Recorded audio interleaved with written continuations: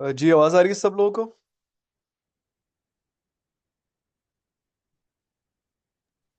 Yes. अच्छा, thank you जी। अच्छा जी, तो मैं आपको ये बता रहा था कि ज़रूरी नहीं है कि हर वेरिएबल एक, दो या तीन क्वेश्चन से मेजर हो। हर एक के अपने अपने नंबर्स हो सकते हैं। जैसे फॉर एग्जांपल यहाँ फाइनेंशियल बैरियर को इन्होंने मेजर किया 5 सवालों से। अच्छा, यहाँ पे कुछ टेक अवेज हैं जो मैं ऑलरेडी बार बार एम्फोसाइज कर रहा हूँ कि आपकी ऑपरेशनलाइजेशन आपके कॉन्सेप्ट पे डिपेंड करती है। सबकी एक जैसी नहीं होती और कॉन्सेप्ट सबके अलग अलग होते हैं। कीप एन ओपन माइंड, ये इसमें एक ये कैपलन की स्टेटमेंट लिखी हुई है। द कंडक्ट ऑफ इंक्वायरी उनके बहुत मशहूर पेपर है। ये एक्चुअली 19 मेरा ख्याल है 64 या 68 का पेपर है। और ये बार बार सॉरी किताब है। और ये बार बार इसके नए एडिशन आ रहे हैं। शायद 17 वाला आखिरी एडिशन है। इसमें उन्होंने कहा था कि एक टर्म यूज की थी, लॉ ऑफ द इंस्ट्रूमेंट। यानी ज्यादातर हमारी इंक्वायरी, हमारी रिसर्च जो है वो डिपेंडेंट होती है इंस्ट्रूमेंट के ऊपर। जिसके हाथ में जो चीज़ आ जाती है वो कहता है बस इसी से अब मैं मेजर करूंगा। थर्मामीटर आ जाए तो वो हर एक के मुंह में थर्मामीटर घुसा देता है। उसके पास टेप आ जाए तो हर एक की लंबाई देखना शुरू कर देता है। तो वो उससे क्या होता है कि जो रियल मेजरमेंट की एसेंस है वो खत्म हो जाती है। तो एम्फेसाइज ये कर रहे हैं कि अपना दिमाग हमेशा ओपन रखें, नए नए तरीके से अपने वेरिएबल को देखने की कोशिश करें। फिर बोरो फ्रॉम अदर्स के, अगर कहीं आपको कोई अच्छी रिसर्च मिलती है जिसमें कोई अच्छा स्केल, अच्छा इंस्ट्रूमेंट, अच्छा क्वेश्चनर इस्तेमाल किया हुआ, तो आप वही इस्तेमाल करें। क्योंकि वो इस्टेब्लिश्ड है, इस्टेब्लिश्ड है, ऑलरेडी पब्लिश्ड है, लोग उससे एग्री कर गए हैं। तो आपको क्या ज़रूरत है ऐसी चीज, और वो आपके कॉन्सेप्ट पे पूरा भी उतर रहा है, तो आपको फिर क्या ज़रूरत है कि आप कोई नई चीज़ लेके आए। एंटिसिपेट डिफिकल्टीज, वो यहाँ पे ये कहना चाह रहा है कि बहुत सारी प्रैक्टिकल प्रॉब्लम्स आएंगी। तो या तो एंटिसिपेट करने की कोशिश करें। एंटिसिपेट करने का आसान तरीका अपनी इन्वायरमेंट को देखना और दूसरे पेपर्स में पढ़ना कि उनको क्या मसला है, होता है। लेकिन वो ये कह रहा है कि आएंगी ज़रूर डिफिकल्टीज।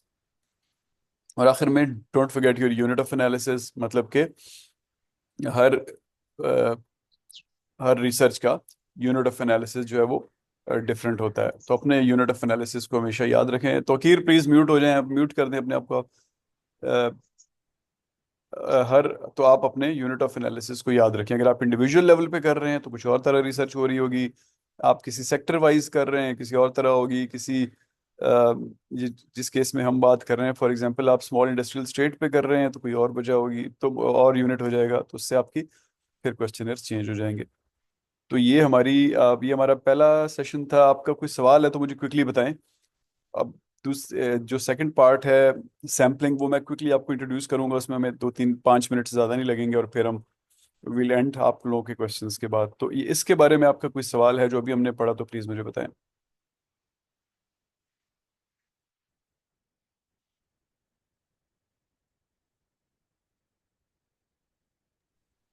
ऑल गुड सर, अगली समझ सर। ठीक है, थैंक यू जी। तो मैं प्रेजेंटेशन चेंज कर रहा हूँ, अगली प्रेजेंटेशन शेयर कर रहा हूँ आप लोगों से।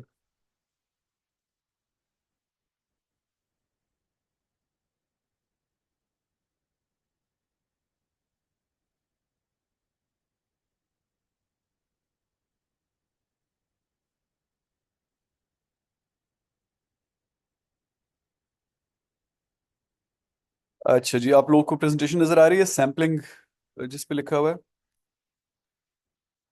यस सर, विजिबल है। अच्छा जी, तो अब आप जरा कॉन्टेक्स्ट देखें ना कि क्या हुआ कि हमने पहले अपना एक आइडिया या प्रॉब्लम जो हमारे सामने थी, या हमें कोई चीज़ इंटरेस्ट करती थी, तो हमने उसको अपने ब्रॉडली सोचा कि इसके बारे में रिसर्च करेंगे। फिर हमने मुख्तलिफ स्टेप से गुजर के अपने प्रॉब्लम को रिफाइन कर लिया और हमारे दिमाग में एक कॉन्सेप्चुअल फ्रेमवर्क बन गया कि मैं इस इन 2 3 रिलेशनशिप्स को इन्वेस्टिगेट करने की कोशिश कर रहा हूँ। फिर हमने उनको रिसर्च क्वेश्चन पहले क्रूड सा बना था उसको कुछ फाइनल कर लिया। फिर उसकी हाइपोथेसिस बना ली हमने। फिर उनके अंदर वेरिएबल्स को डिफाइन कर लिया। फिर आज जो हमने डिस्कशन की, ये आपने होपफुली वीडियोस पहले से देखी हुई होंगी, तो आपने इनके कॉन्सेप्चुअल और ऑपरेशनल डेफिनेशंस देख ली। अब हमें पता चल गया है, जैसे हमने पिछली प्रेजेंटेशन के आखिर में देखा था, तो उन्होंने 15 सवालों तक पहुंच गई थी वो खातून, कि मैं ये 15 सवाल पूछूंगी लोगों से। तो अब हमारे पास वो टाइम आ गया है जब हम फैसला करने लगे हैं कि अब हम सैम्पलिंग कैसे करेंगे, किस किस से डेटा इकट्ठा करेंगे, ये जरा अगर आप तस्वीर को गौर से देखें तो अभी डेवलप सिलेक्ट इंस्ट्रूमेंट बाद में है, यानी हम जो क्वेश्चनर है उसको थोड़ी डिटेल में देखेंगे अभी। फिलहाल हमें बड़ी बड़ी पता चल गया है कि इस वेरिएबल के लिए ये 5 चीजें पता करनी है, इस वेरिएबल के लिए ये 4 चीजें पता करनी है, इस वेरिएबल के लिए ये दो एक चीजें पता करनी है। एग्जैक्टली उसको क्वेश्चनर की शक्ल में कैसे कन्वर्ट करना है वो हम इंशाल्लाह अगली या उससे अगली क्लास में देखेंगे। तो फिलहाल हम ये देख रहे हैं कि सैम्पलिंग कैसे करनी है। इसको हम थोड़ा सा टच करेंगे एंड देन विल स्टॉप, और अगले में कंटिन्यू करेंगे क्योंकि वो स्टैट्स का एक कलेक्टिव सेट बन जाएगा वहां पे। अच्छा जी, जितनी भी हमारे पास क्वांटिटेटिव रिसर्च होती है, स्टेटिस्टिकल रिसर्च होती है, वो रिसर्च जिसमें नंबर्स यूज होते हैं, वो इस चीज पे बेस्ड है जिसको हम कहते हैं सेंट्रल लिमिट थ्योरम। ये अ, ये लिटरली आप ये समझे कि ये रिसर्च की रीढ़ की हड्डी है। आप जिसको ये चीज बहुत अच्छी तरह समझ नहीं होती, वो उस ही और she can not really get hold of his और हर रिसर्च। तो आइडिया ये है कि सेंट्रल लिमिट थ्योरम के दो बड़े बड़े बातें हैं। पहली बात ये है कि दुनिया में हर चीज इस तरह डिस्ट्रीब्यूटेड है कि ज्यादातर लोग एक मीन के करीब होते हैं, फिर आप मीन से दूर जाते जाएं तो कम कम लोग आना शुरू हो जाते हैं उसके अंदर, और बहुत दूर चले जाए तो बहुत कम लोग होते हैं। पाकिस्तान में मीन हाइट मर्दों की 5 फुट 6 और 5 फुट 7 इंच है। आप उससे जरा दूर हो 5 4 या 5 3 पे जाएं तो कम तादाद में मर्द होंगे। दूसरी तरफ दूर हो 5 8 9 पे चले जाएं और कम होंगे, कम लोग होंगे। अब इससे मजीद दूर जाते जाएं 6 फुट वाले और कम होंगे, दूसरी तरफ 4.5 फुट वाले और कम होंगे, और मजीद दूर जाएं 6.5 फुट वाले बहुत कम होंगे, 3.5 फुट वाले भी बहुत ही कम होंगे, और एक्सट्रीम पे चले जाएं 7 फुट वाला पूरे मुल्क में कोई एक आध निकलेगा, उधर दूसरी एक्सट्रीम पे चले जाएं 1.5 फुट वाला भी कोई एक आध निकलेगा। तो पहला कॉन्सेप्ट ये है सेंट्रल लिमिट थ्योरम का कि everything, every data that you collect, it tends to move towards its centre. ज्यादातर लोग सेंटर में पाए जाते हैं। इसको एक और तरह से ये जो डेनियल कैनमैन एक नोबेल प्राइज विनर है थिंकिंग फास्ट एंड स्लो वाले, एमोस टेवस्की, उन्होंने उसको इस तरह कहा कि अगर आप एक बार कोई एक्सट्रीम वैल्यू अचीव कर लेते हैं, और इसी तस्वीर को आप देखें अगर, तो मेरा माउस, अगर आप, मेरा माउस मूव होता हुआ नजर आ रहा है आपको? जी सर, आ रहा है। यस। फर्ज करें वो उन्होंने कहा एमोस एंड टेवस्की ने कि फर्ज करें कि आप, सॉरी, कैनमैन एंड टेवस्की ने, एमोस टेवस्की और डेनियल कैनमैन, कि आप एक दफा फर्ज करें ये अचीव कर लेते हैं। फर्ज करें ये गलतियां हैं, ये जो नॉर्मल कर्व है ना, ये गलतियों का बना हुआ है। तो फर्ज करें आपने बहुत कम गलतियां कर ली, सिर्फ 2 गलतियां की एक साल में, तो अगली बार आप यहाँ नहीं होंगे, you'll you'll move towards the centre of your distribution. फर्ज करें आप पिशावर पब्लिक स्कूल में पढ़े हुए हैं, फिर उस वहां से आप यूईटी टेक्सला आए, फिर वहां से आप अब वापडा में जॉब कर रहे हैं। तो ये आप एक खास ग्रुप से ताल्लुक रखते हैं। आपके ग्रुप की जो नॉर्मल डिस्ट्रीब्यूशन है, वो फर्ज करें 10 गलतियां करते हैं साल में। आपने अगर 2 गलतियां की इस साल, तो अगले साल ज्यादा चांस है कि आप 10 के करीब पहुंच जाएंगे। अगली बार हो सकता है आप इस तरफ एक्सट्रीम पे चले जाएं, इस तरफ, लेकिन आप बार बार अपने सेंटर की तरफ आएंगे। तो इस ये उसी बात को एक और तरह से इन्होंने डिफाइन किया। इसके पीछे भी आप इनको पढ़ें तो ये साइकोलॉजी में या ऑर्गेनाइजेशनल बिहेवियर में सबसे इन्फ्लुएंशियल रिसर्चर्स हैं, जिनकी वजह से ये इसराइल वाले क्लेम करते हैं कि इन्होंने जितनी भी अरब इसराइल वॉर्स जीती हैं, दोनों के काम की वजह से जीती हैं। ये इन्होंने मुख्तलिफ पायलट्स पे स्टडी की कि वो टेक ऑफ में कितनी गलतियां करते हैं, अ, अपने किसी टारगेट को आइडेंटिफाई करने में किस तरह की गलतियां करते हैं। तो बहुत इन्फ्लुएंशियल रिसर्चर्स हैं, आप इनके काम पढ़ें तो जगह जगह आपने इनका नाम भी जरूर सुना होगा, कैनमैन या टेवर्स्की या एमोस, इस तरह के नाम आपने सुने होंगे। तो इन्होंने इसको इस तरह से देखा। सेंट्रल लिमिट थ्योरम का पहला कॉन्सेप्ट ये है। दूसरा कॉन्सेप्ट ये है कि अगर आप काफी सारे डेटा इकट्ठा कर लें किसी पॉपुलेशन के बारे में, तो उस सारे का एवरेज मीन पे होगा। ये मैं आपको आगे एक और तस्वीर से जरा क्लियरली समझाता हूँ कि ये कहना क्या चाहते हैं।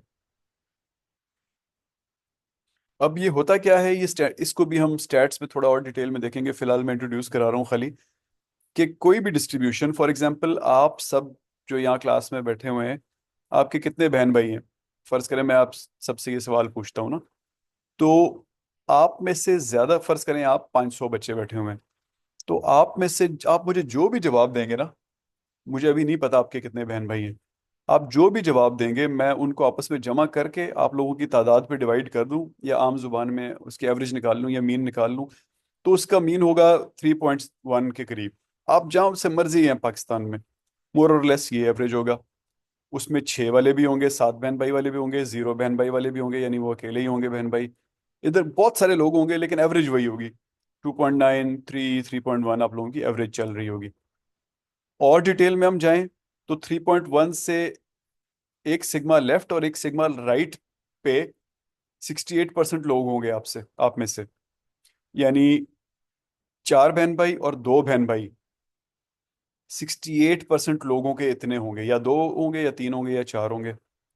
फिर अगर मैं एक बहन भाई और 5 बहन भाई पे चला जाऊं, तो 95% आप में से कवर हो जाएंगे। और 0 बहन भाई और 7 बहन भाई पे चला जाऊं, या छह जो भी था, तो आप में से 99% लोग कवर हो जाएंगे। ये नेचर है। अ, इसको इसीलिए नेचुरल डिस्ट्रीब्यूशन भी कहते हैं। पूरी दुनिया में हर चीज इसी तरह डिस्ट्रीब्यूटेड है। मैं आपसे अभी ये पूछता हूँ कि आप जिंदगी में कितनी बार डेंटिस्ट के पास गए हैं, वो भी ऐसे ही होगा। मैं आपसे पूछता हूँ आपके सर पे बाल कितने हैं, वो भी ऐसा ही होगा। मैं आपसे पूछता हूँ आज आप कितने किलोमीटर ट्रेवल करके यूनिवर्सिटी तक पहुंचे, उसमें भी यही होगा। यानी एक मीन होगा, फॉर एग्जांपल 22 किलोमीटर या 15 किलोमीटर ट्रेवल करके आप आए, तो 22 से कोई 5-6 ऊपर कर लें, 25 कर लें, और पिछली तरफ 17 कर लें, 68% इसमें हो जाएंगे। थोड़ा और ऊपर कर लें, 12 से लेके 28 तक आ जाएं, तो 95% लोग कवर हो जाएंगे। और 35 से लेके 5 किलोमीटर तक आ जाएं, तो 99% लोग कवर हो जाएंगे। इसी तरह आप कुछ भी सोच लें, सब इसी चीज को कंफर्म करेंगे। ये सेंट्रल लिमिट थ्योरम है। और सारी की सारी रिसर्च, सारी की सारी स्टैट यानी क्वालिटेटिव रिसर्च, क्वांटिटेटिव रिसर्च इस चीज के ऊपर बेस्ड है। सारे के सारे स्टेटिस्टिकल टेस्ट इसके ऊपर बेस्ड है। एक सरप्राइजिंग सी चीज है, लेकिन समहाउ दुनिया की हर चीज इसको कंफर्म करती है। तो ये अभी जो नई डेटा है, ये आपको ये बता रहा है कि एक एक सिग्मा के अंदर कितना कितना डेटा होता है। यानी आप में से 34% लोग जो हैं, आपकी जो 500 की मैंने एक हाइपोथेटिकल क्लास बताई, 34% लोगों के या 3 से लेके 4 के दरमियान बहन भाई होंगे। 34% लोगों के 2 से लेके 3 के दरमियान बहन भाई होंगे, एंड सो ऑन। अच्छा जी, अब सेंट्रल लिमिट थ्योरम ये कहता है, अब ये इस स्टेटमेंट को जरा गौर से देखिएगा, if we take enough samples from the population, पूरे पाकिस्तान के लोगों के मैं सैंपल ले लूं और वो काफी हों, यानी इनफ सैंपल्स लूं, तो the mean of samples would represent population mean. इससे अगले वाला बड़ा इंपॉर्टेंट है, irrespective of the fact that the individual means of samples do not reflect population mean. अब इधर ऊपर देखें, ये वाला जो डिस्ट्रीब्यूशन है, ये वही है जो पीछे हम जिसके बारे में बात कर रहे थे। अब नीचे इसको मैंने बड़ा किया, और मैंने अब यहाँ पे इस्लामाबाद में खड़े होकर वैसे ही 15 लोगों से पूछ लिया, बताओ तुम्हारे कितने बहन भाई हैं। और इत्तेफाक से वो सारे 5 और 6 वाले थे, तो मुझे ये वाला सैंपल मिल गया, ये जिसके इर्द गिर्द मैं अभी माउस घुमा रहा हूँ। अगले दिन मैं टेक्सला पहुंच गया, उनसे मैंने पूछ लिया, वहां मुझे ये वाले मिल गए। उससे अगले दिन मैं मरी पहुंच गया, वहां पे और शायद 9-9 वाले मुझे मिल जाएं, वो यहाँ पे होंगे। उससे अगले दिन मैं कराची पहुंच गया, मुझे एक एक दो दो वाले मिलना शुरू हो जाएंगे, ये वाले। उससे अगले दिन मैं लाहौर पहुंच गया, वो ये वाले मिल जाएंगे, एंड सो ऑन। तो जब मैं इनफ सैंपल्स इकट्ठे कर लूंगा, इनफ सैंपल्स, तो उन सैंपल्स का मीन पॉपुलेशन के मीन को रिफ्लेक्ट करेगा। तो ये सैंपलिंग की बेसिस है, कि आप सैंपलिंग बढ़ाते रहते हैं। हो सकता है पहला गलत हो, यानी बहुत दूर हो मीन से, हो सकता है दूसरा भी गलत हो सकता है पहले 10 भी गलत हो, लेकिन जो जो आप बढ़ाते रहते हैं आप बिल्कुल सेंटर पे पहुंच जाते हैं। और इसी कॉन्सेप्ट की वजह से हम अपना डेटा इकट्ठा करते हैं और सैंपलिंग करते हैं, कि हम उस लेवल तक पहुंच जाएं कि अब इसके अंदर बेशक एरर्स भी हों, तब भी हमारा मीन वही रहेगा। फॉर एग्जाम्पल, ये इनमें से किसी बंदे ने आपको गलत भी इंफॉर्मेशन दे दी, इसने गलत भी दे दी, लेकिन चूंकि आप यहाँ यहाँ के बजाय यहाँ सिचुएट हो गए थे, वहां के बजाय यहाँ हो गए थे, लेकिन जब सैंपल काफी होता जाएगा तो आप सही मीन पे पहुंच जाएंगे। तो ये एक बेसिक सा कॉन्सेप्ट है बड़ा सिंपल कॉन्सेप्ट है, लेकिन it's very elegant, very practical, और पूरी दुनिया इसी तरह चलती है। अल्लाह ताला का जो जितना निज़ाम बना हुआ है वो इसी चीज़ के ऊपर चलता है। कभी कभी आपकी गाड़ियों पे ओले पड़ जाते हैं, कभी कभी सर्दी में आप ठठर जाते हैं, कभी कभी गर्मी में झुलस जाते हैं, लेकिन ज्यादातर आपका निज़ाम चलता रहता है, ज्यादातर आप सेंटर लाइन के करीब होते हैं। कभी कभी अल्लाह ना करे किसी का एक्सीडेंट भी हो जाता है, उसकी डेथ हो जाती है। कभी कभी किसी को रास्ते में 1 अरब रुपए पड़े हुए मिल जाएंगे, 1 करोड़ रुपए पड़े हुए मिल जाएंगे, लेकिन ज्यादातर लोग सेंटर में होंगे, उनको कुछ नहीं मिलेगा, उनको उनकी तनख्वाह मिलती रहेगी। तो this is God's distribution, natural distribution. अल्लाह ताला, अब जिसको हम कहते हैं ना, ये कुदरत का निज़ाम है। तो नेचुरल डिस्ट्रीब्यूशन या सेंट्रल लिमिट थ्योरम या नॉर्मल डिस्ट्रीब्यूशन, ये कुदरत का निज़ाम है। और इसी निज़ाम से रिसर्च फ़ायदा उठाती है, और आसानी से करोड़ों लोगों का डेटा मेजर करने के बजाय चंद सौ का मेजर करती है, और उसको पता चल जाता है कि करोड़ों में क्या चल रहा है। अच्छा जी, मेरा ख्याल है अब यहाँ से आगे हम अगली दफ़ा डिस्कस करेंगे। तो आप लोगों का कोई सवाल है तो मुझे बताएं, वरना हम मिड टर्म के बारे में कोई आपका सवाल है, प्रोजेक्ट के बारे में, तो मुझे बताएं, वरना हम छुट्टी करते हैं।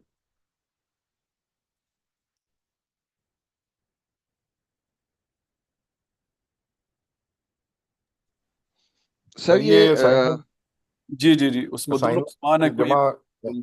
जी सर, उस्मान अहमद सर। जी जी। सर ये असाइनमेंट वगैरह जमा करा दी है और या करा रही हैं, तो उसके साथ उसमें ग्रेडिंग वगैरह लिखी हुई थी, नंबरिंग पॉइंट्स वगैरह ना, तो वो कोई पता चल सकते हैं ताकि अगर क्या गलती है ताकि आगे उसको करेक्ट किया जाए, या इस तरह की चीज़ है, या इट इज़ जनरलाइज्ड, वो एंड पे आप करेंगे? मैं करूंगा तो एंड पे ही, लेकिन एक्चुअली वो मैंने सब चीज़ें इसलिए डिज़ाइन की हुई है ना कि आप सेल्फ एवेल्युएशन कर सकें, वरना तो मैं आपको खाली असाइनमेंट दे देता ना। मैंने रूब्रिक इसलिए दी है कि आप अपने आप को प्लेस कर सकें उसके अंदर। तो राइट अगर सर, समझ आप रहा हूँ। कहते हैं तो मुझे प्रॉब्लम नहीं है, मैं आप लोगों की ना पीयर असेसमेंट उसमें टिक कर देता हूँ, तो आप लोगों को ही आ जाएगा, आप एक दूसरे की असेसमेंट कर सकेंगे। तो अगर ज़रूरत है तो मुझे बताएं, आपस में डिस्कस कर लें, मुझे बताएं, मैं उसमें पीयर रिव्यू डाल देता हूँ, आप लोगों को फिर फीडबैक मिलना शुरू हो जाएगी। लेकिन रूब्रिक देने का मकसद एक्चुअली ये होता है कि आप खुद अपने आप को ही असेस कर लें। नहीं नहीं सर, वो जस्ट क्वेश्चन था, मैंने कहा जरा पूछ लें कि कैसे चल रहा है, अदरवाइज ऐसी कोई नेसेसिटी कोई नहीं है, हाँ, बस मैं जस्ट चेक एक्चुअली करना। मैं इसको इस तरह इसलिए रखता हूँ ना, अभी आपको आज की डिस्कशन से और ज्यादा क्लियर हुआ होगा कि कॉन्टेक्स्ट बहुत ज्यादा इंपॉर्टेंट होता है ना। अब मैं आपकी किसी चीज पे प्रोफेसर बन के कमेंट कर दूं, और आपका कॉन्सेप्चुअल डेफिनेशन कुछ और हो, तो वो सारा गड़बड़ हो जाएगा, आपकी आगे रिसर्च ही, उसका ग्राउंड ही खराब हो जाएगा। तो इसलिए बेहतर होता है कि आप यूनिवर्स से बता दें स्टूडेंट्स को, और उनको रूब्रिक भी बता दें, ताकि वो खुद अच्छे तरीके से चलते रहें आगे। बीच में कहीं मुझे, मैं पढ़ता रहता हूँ आप लोगों की फीडबैक सारी, मतलब मैं आप लोगों की असाइनमेंट्स पढ़ता रहता हूँ, कोई बहुत ग्लेयरिंग चीज़ मुझे नजर आती है तो मैं छोटा सा कमेंट लिख देता हूँ उसी असाइनमेंट के ऊपर के, इसमें ये चीज़ बहुत ज़्यादा गलत है।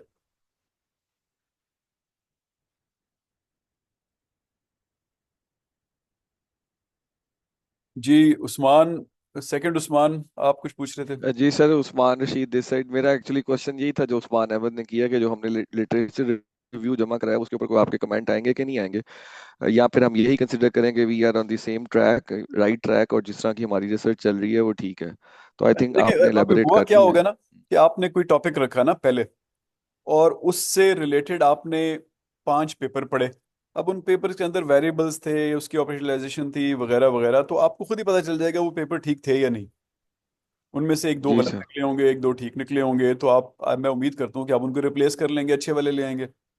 तो जो अच्छे वाले वेरी राइट। रूब्रिक को आप पढ़ेंगे ना, आपको समझ आ जाएगी कि उम्मीद क्या लगाई है मैंने आप लोगों से। Very right.